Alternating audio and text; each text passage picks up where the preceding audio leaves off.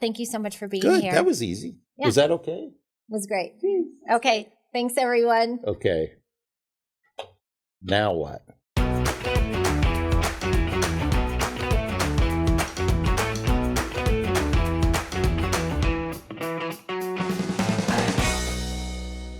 We're back. I don't know. It's been a few months. It's now 2026. It's not even 2025 anymore. And it's not Livewire anymore. Goodbye, Livewire. Adios. Au revoir. Peace out. It's And Another Thing. We hope you like it. We have fun guests. We have little bite-sized bonus reels for you. But today we have Wade Buchanan. He is the director of the Office of Just Transition, a friend of mine, very colorful character, one of the most honest, sincere, hardworking people I have met. And I'm so honored that he's our very first guest on And Another Thing. I hope you enjoy it.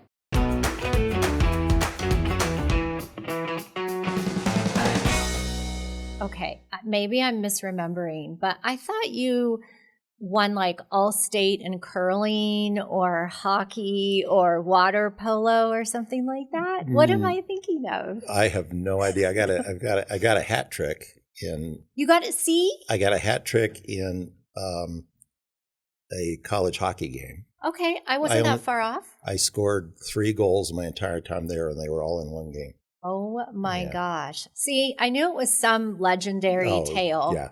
Yeah, okay. Yeah. So everybody, when I scored the 3rd goal, we were winning at that point by like 23-0.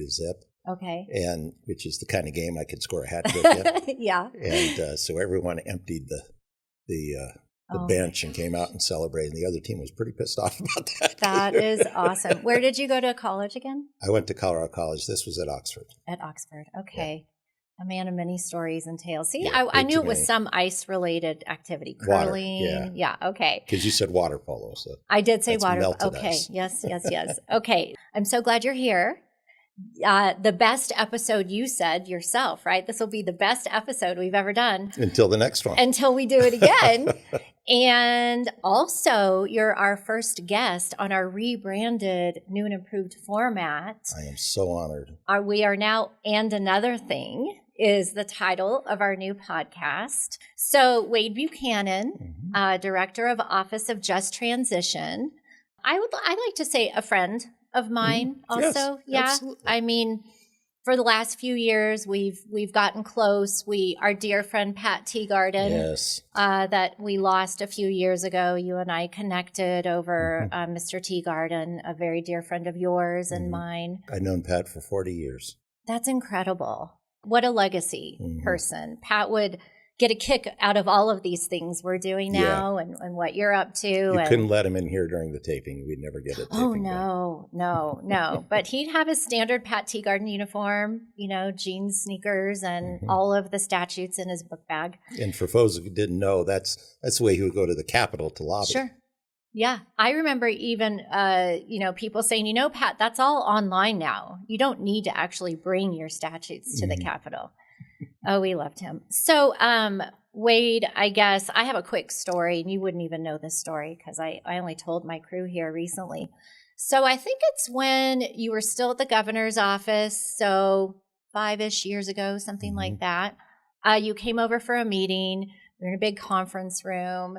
And I was really intimidated by you. Oh goodness! Really? I know it was your reputation precedes yourself, and it's Wade Buchanan coming in, the big guns. Oh good God! And so we're in a conference room, and there were little bowls of chocolate sitting around, and I was like, "Well, gosh, he's just he's just got a presence." And then you were kind of poking around, having a chocolate here, having a chocolate there, and I was like, he's just a regular dude. Chocolate is one of my great weaknesses. Yep. I discovered that day, and I felt like I bonded in my head with you. And I was like, he's just a regular, easygoing, wonderful human. I feel that way to this day. And thank you. Wonderful. Thank you so much for joining us. Oh, thanks. Yeah. It's wonderful to be here. It's an honor. Thank you. So far. We'll wait till rapid fire. We'll see if you still think that. So Office of Just Transition, tell us a little bit about what OJT does, and how you came to lead that office for the state. Oh, great. So when Governor Polis came into office, there was a slew of legislation around carbon issues and global warming issues and greenhouse gas issues.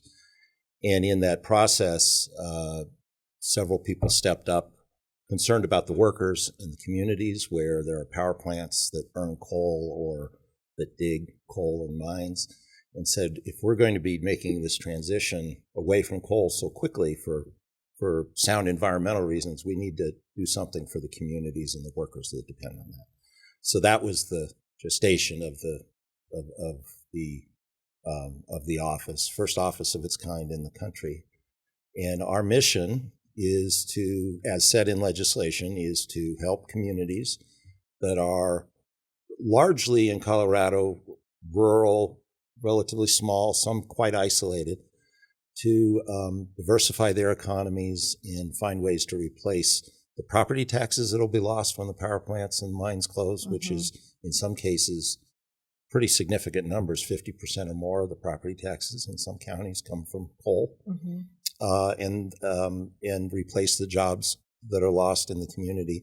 And then similarly with the workers, try to work with them individually to figure out what it is they want to do next, and then help them reach for that. These are a number of folks who sometimes multi-generational coal miners, for instance, and they've certainly expected coal to be their career. And now that's changing. And because it's being done for an important public purpose, it feels just right that the public sector and state of Colorado step forward. And this is, so we're talking Craig, for example. There are 4 general areas of the state regions. We call them Tier 1 transition communities. It's the northwest part of Colorado, so Moffat County and Craig, but also Routt County and Hayden next door, and Rio Blanco County also next door. It's the west end of Montrose County, which is one of the most beautiful places you'll ever visit. Little tiny towns called Nucla, Natarita, and Norwood. It's an extraordinary place where the closures have already happened. And then Pueblo, which has the state's largest coal-fired power plant, Comanche Station, and then Morgan County near the town of Brush, another power plant that burns coal. And for these folks, it isn't just a financial situation that they could find themselves in being displaced. It's emotional, as you said, multi-generational. This is part of the community, really the lifeblood of the community, which makes it even that more important that as the state is able to help them, we find opportunities to provide resources and assistance, training, reemployment support. I will say, if you remember, it was maybe 2 weeks before the big COVID outbreak in 2020. We were in Craig together, you and I. It was my first week on the job. Indeed. And we were in a room with 250 of our closest friends in the community. The governor was there. Joe Borello was there. And what was very clear is just how tight-knit those communities are. Very passionate about the work. You know, I think, what are we, 5 years now later? Reflect a little bit about the work that has happened in the last 5 years. You were a team of 1. Now you're a team of 7. 7. Mighty 7. Still single digits. Yes. Maybe reflect on what has the last 5-6 years meant to you in this role, and what do you see in the future for the work that we can do to support those communities? I think these communities are going to be okay, but I think they're going to be okay because of what I've seen within them. This job has been, for me, kind of humbling in the sense that, you know, we have a lot to offer as the state, but we can't come in and tell them what to do. We can't come in and try some sort of top-down process, because that won't work. They don't want that. They know what they want. They know what they want to be. They've been, in many cases, perfectly thrilled to be an energy community. And we should all be grateful for that, because, I mean, these lights around us, the power around us, we take for granted when we turn on the switch. These are the people who have provided that.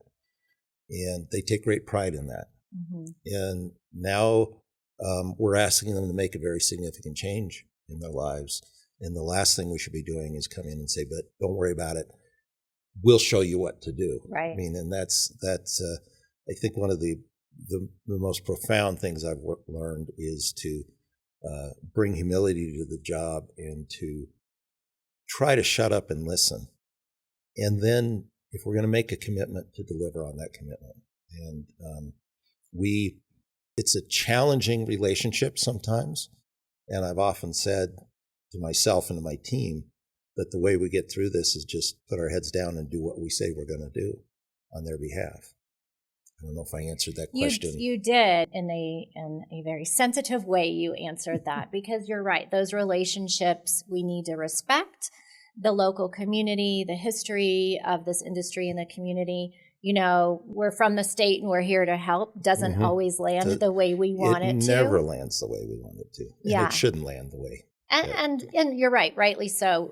Rural Colorado, local communities, do they want involvement or support from, the state? Maybe, maybe not. But I will say, I'm not just saying this because you're my friend. I think the way that you've approached this with sensitivity and humility, as you said, and your team is lovely. My team works with your team.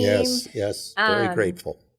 And so we're lucky to have you. We're lucky to have your folks and excited to see, what the future brings. So thanks for being here. Cool. Are we done? No. Oh. I would be remiss if I didn't let folks know you have worked under 3 governors, 3. So 3. Yes. Lamb. No, not Lamb. Romer. Hickenlooper and Polis. Yes. Okay. And don't ask me who the favorite one was. I will. Gosh, never. Any funny stories that you have that you'd like to share? Any surprises? Oh my goodness! You should have warned me about this question. Yes, sir. Okay. Many. I'm not sure. No, I'm not gonna. Okay. I don't want to tell. I don't want to get started. Okay. Let's not. But I tell you, I mean, these are just all of them. Normal people put in kind of abnormal circumstances and asked to, and asking to serve their state, and it's always been an honor. I do have to say that, and I think this is a safe thing to say that Governor Romer, who is still with us, he's 97 years old. Yeah, he was the last 3-term governor. He was here from 1987 through the beginning of 1999.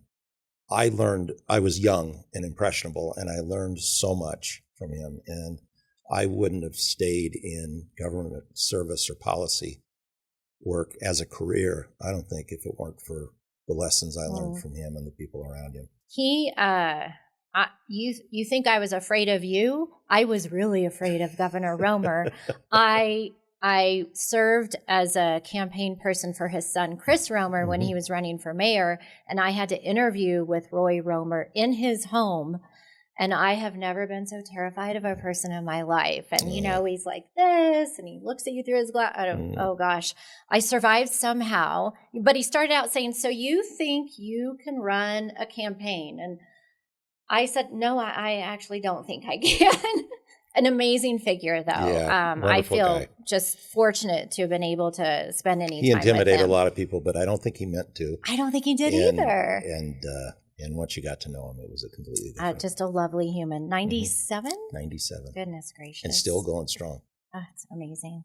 Okay, hard part's done. Now it's for the fun time. Okay. You ready? Mm-hmm. Okay.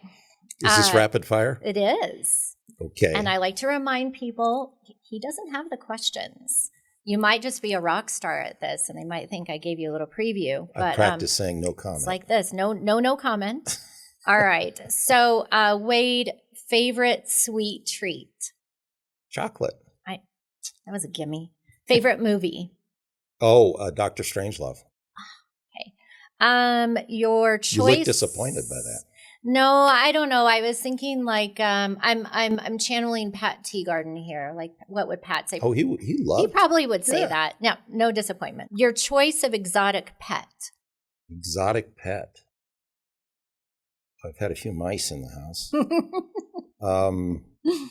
I don't know. Have the like a parakeet, not a parakeet, Parrot. a parrot. Yeah, I've had some friends who've had them. I don't think I'd actually go out and get one, but I guess if you forced one on me, I think that that'd would be be cool. Yeah. Yeah. Have someone to talk to. Yeah. Someone to talk back Yeah. at you.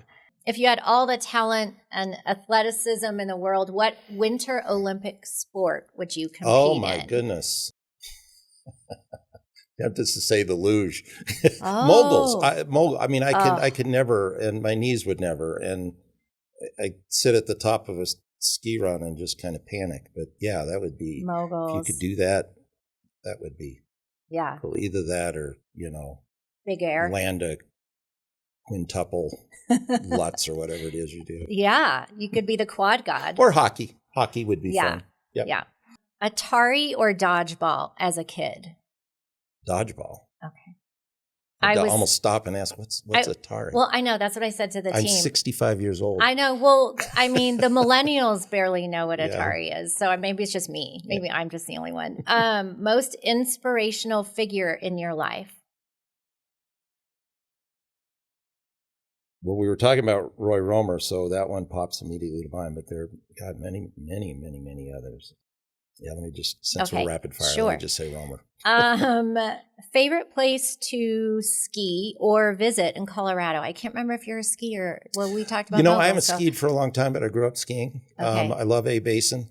I love what it means to be at A Basin, Yeah. in terms of the time of year and all that. But Yeah. But favorite place in Colorado has to be our family cabin, which we built when I was a kid, west of Eldora. Oh, okay. Awesome. Last one. How long would you survive a zombie apocalypse? Well, me about 5 seconds. My husband, though, is always analyzing the value of a location based on how defensible it is in the zombie apocalypse. So if he's with me, forever, a bit longer. Okay, that's amazing. That's it. It's a wrap. Thank you so much for being Good. here. That was easy. Yeah. Was that okay? It was great. Okay. Thanks, everyone. Okay. Now what?